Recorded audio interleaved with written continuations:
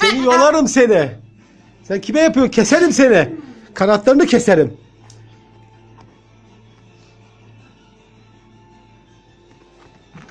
Artist seni.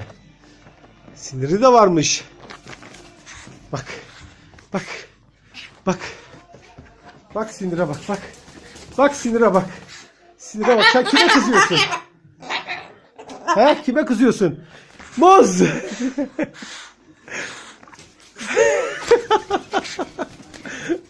Demin yedin ya bundan. Ne oldu? Şuna bak. Şuna. Allah'ım Allah'ım Allah'ım Allah'ım. Şuna bak bak. Hülya. Saldırıyor ya. Kime bu pozlar? He?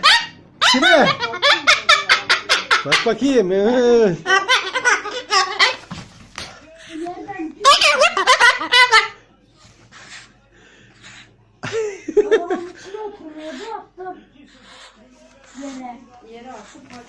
Allah Allah. Muza bak. Muza yaptığı hareketlere bak. Bak bak bak. Anam anam. Ne oldu? Ne oldu? Bak bak bak bakıyor hala. Muza bakıyor bak. Paşa banana. Banana yiyor. Öldür muzu.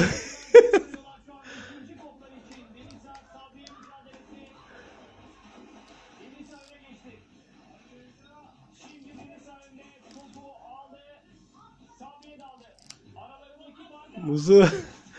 Tamam ver. Hadi ver bakayım. Hadi. Hadi ver bakayım. Hadi. Hadi. Ver. Ver. Acaba kaldırdığım iplerin içinde olabilir mi ki? Artist seni. Artist. Artist. Bak bak bak bak bak.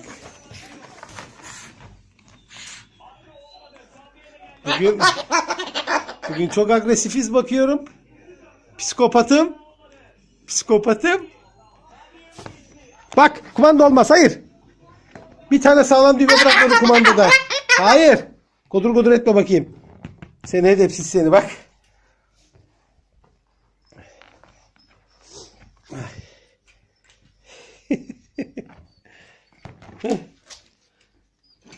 Bak bak bak bak.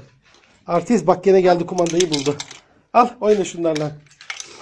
Al. Heh. Nereye attın Alperen sen? Efendim. Tam yarı bir vurdum kırıldı. Kim bilir nereye uçtu? Sinirlendi. Sinirlendi. Muz olmaz. Hayır. Kumanda da olmaz. Alperen sözlük. Sözlük var yerde. Artist ya. Her şeye artist. Nereye girdin? Sakar Şakir. Ay yeter.